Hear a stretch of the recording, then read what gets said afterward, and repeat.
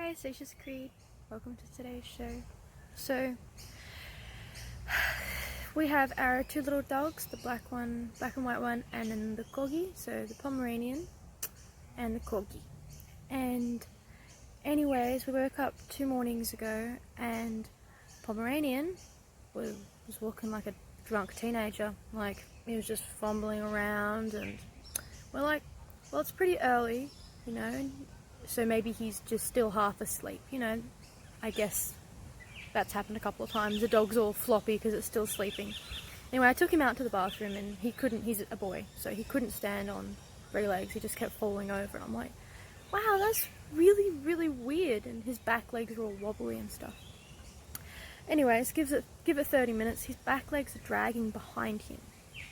I'm like, I have no idea what this is, I've never seen anything. I thought maybe he had a stroke overnight or something. Like, I don't know. Anyway, so I said to Mum, there's something wrong with Duke. He's just walking wrong, and he started panting about an hour after we woke up. He just started like kind of wheezing and panting, and I'm like, that really doesn't seem right. And he's just like falling over, can't hold himself up, until he just couldn't walk anymore, and he couldn't walk at all. So we googled it, and one of the things said he might have had like a stroke in older dogs, or if you're in certain region, like the region we're living in, you could have a paralysis tick. And I'm like, oh, wives' tale, oh, a tick can kill you, oh yeah. I've heard heaps of people say it, and I'm like, oh, whatever. It's just a ploy that the vets tell you. So you'll go in there every time you find a tick, and they'll cost you $100 them to remove it and give them a little shot. Oh yeah, whatever. I'm like, you know me. I'm like, yep, no, it's just another shell trying to cop your money off you. Now, not many times in my life to admit that I was wrong. Because I said, really, I check them almost every day. I give them a bit of a brush, and you tickle them around their fur just to feel them, if they've got any like wounds, or if they've got any fleas or ticks or something. Knots, a lot of knots on the Pomeranian. But anyways, I said, I feel him every day, and they said, Mum said, well, did you take his collar off? I felt under his collar, right at the back of his neck was this massive tick, and I said, what colour are the paralysis ticks? Because there's like 4 different sorts of ticks in this area. And I get heaps of them off the cats and the dogs, and they're just like little black ones, just the normal ones. She said, oh, they're like white with 2 black stripes either side. I'm like, oh shit. It's massive. It's like the size of my first knuckle part there. And what they do is, the reason we couldn't find him is because the paralysis tick has, I will put a picture of the lovely little bastard there. You see how their nose is kind of like a drill. It actually drills a hole into you and buries itself in the skin, in the lymph system. Like that, basically the flesh. It buries itself in there and then just squirts venom throughout the whole lymph system, and the venom starts kicking in at the back and works its way to the front. And I'm just like, you can't be serious. This little tick is doing this to the dog. Surely I don't know, maybe the dog like ate something. We don't have paralysis ticks anywhere except this between Port Macquarie and Coffs Harbour. Is the only place in Australia that has paralysis ticks, apart from like some small microclimates in other places. Maybe like if you're in like a specific region of like the Blue Mountains, or somewhere like Mount Kosciuszko, like, I don't know. I think there's some found up in Lyowini a couple times in Tassie, but not common. But here, so common. And I'm like, anyways, I had to go to work, so I'm like, oh, he'll be fine. He'll walk it off and hug it out, just like you always say to me when I hurt myself. And then Mum rang me up and said, look, I'm actually going to take the dog in. So she brings the dog and picks me up after I finish work, and we go straight to the vet. And the vet's like, if you had have left it another 30 minutes, an hour tops, we wouldn't be able to help him. It would have completely collapsed his respiratory systems, and he would not be able to breathe, and he'd just suffocate to death. And we're like, it's really serious. It was really serious. And I talked to my friend and said, hey, have you ever had experience with paralysis ticks? He said, yeah, it killed 2 of my shepherds. Like my beautiful purebred black shepherds. It killed both of them. And so we decided that he had to spend 2 nights in the vet. That was expensive. It's like $150 per night. But that includes a lot of the medicines and stuff. And we told the guy, we're like, you know, we live in a caravan park. We're not rich people. And he said, well, all I can do myself is take off the time that I spend. And I'm like, are you serious? So he took off like $200 or something because, you know, you almost brings a tear to my eye. Like, we wouldn't have been able to afford it. So it ended up being like almost $400, which I guess it really isn't that much money when you look at your pets and stuff. But we've never been the sort of people, like, we grew up on farms, you know, the dog limps, you take it out the back, and that's how life was, you know. It's not that it was mean or cruel, it's just, you know, if you couldn't pull your weight, then you were no longer needed. And that was, I guess, that's farming. And I know there's going to be a lot of people say it's cruel and stuff like that, but that was just reality. A lot of kids say it's cruel, like, you know, kids as in adults my age. I forget that I'm an adult now.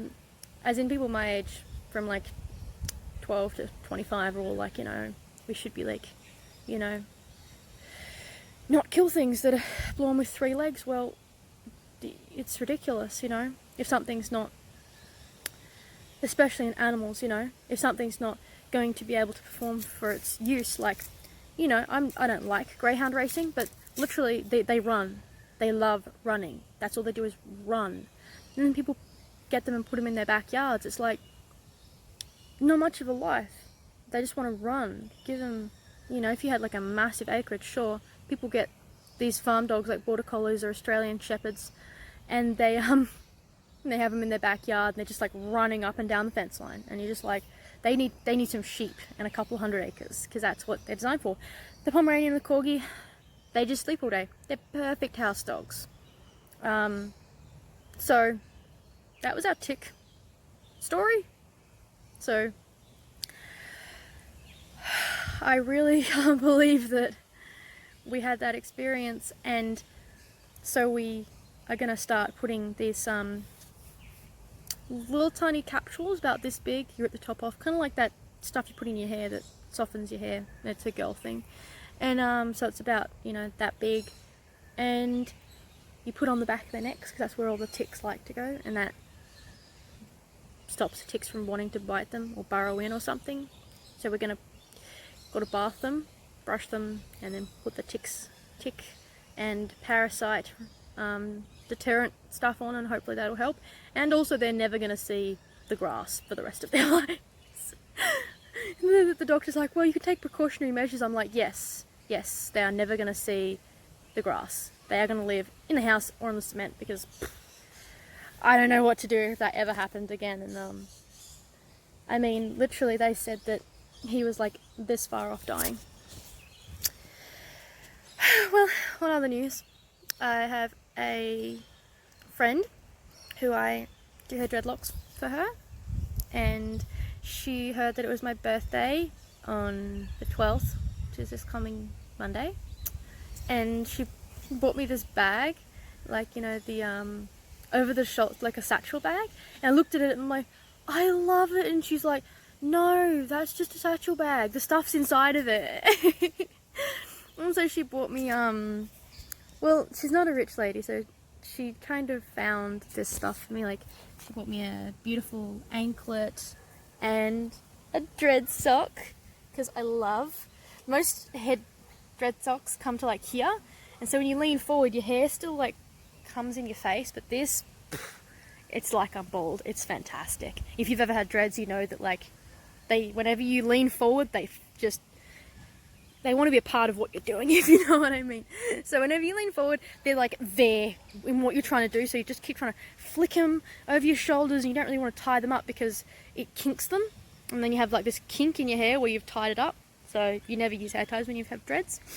And so she's like, oh, I know that you really, you know, you love dread socks, and I thought you might like this one. I'm like, extra long dread sock. Yes, and she got me some old-fashioned incense, which I'll put some pictures of the stuff that she got me, and a book, like a little diary book. So yeah, so that's that. It's gonna be 18th in a few days. I don't know. I'll probably make a video between now and then, but I'm gonna go up to this beautiful place up here called the Promised Land. It's up near a town called Bellingen, and it's just like hot water springs and little waterfalls, and it's beautiful. So we're gonna go up there swimming, and then we're gonna come back and go for dinner at like the local RSL. I don't know what you guys call them, like the Leagues Club or something like that. And I'm gonna order alcohol, and I'm gonna say to the bartender, ask for my ID. He's like, oh no, you look old enough. Ask for my ID. I want to show you my ID. I have gotten away with a lot of things in my life that you need to be like 18 or older to do, and I've been like 15, 16, 17, and I'm like, I just want to like be like, I am of age. I don't know how, what is it where you guys live? Is it 18, 21? Or like in the Philippines, it's like literally you got kids in diapers going and buying their parents grog because the parents are at work and they're like, hey little Johnny, can you go and grab us like 2 bintangs? And the kid will go down there and can I grab 2 of those? Yeah, sure. And it's a different world over there. So that was that. I haven't been feeling too crash hot today. Just been getting like pains in my stomach and stuff like that. Anyways, this is the little mutt now. He is healthy and he is happy. Look at him. Hey, Duke. Oh yeah. You couldn't call him a pretty creature. He's got a funny thing with his eyes. He's got like one blue and one brown eye. But because his fur is the same colour as his eye, you can't actually see his eye unless you look. And then there's my favourite dog. I love you, Duke, but Paddy. No, Ma, I'm not talking about you this time. She loved it when Duke was sick for those 2 nights because she just like got all the attention. And then there's my mum. Are you camera shy or are you going to come to the camera? No, there's me there. Yeah, I'm going to show you Mum. Come here, Mum. Hey, how are you? Mommy, the blue-tongued lizard. Yep, that's Mum. Mwah. She was naughty the other day, so I turned her into a lizard. I'm gonna have a chai, and I'm gonna have some of this chocolate. It has licorice inside of it. Mind blown. Anyways, thank you for watching, and I hope you guys have a nice day. I'm out.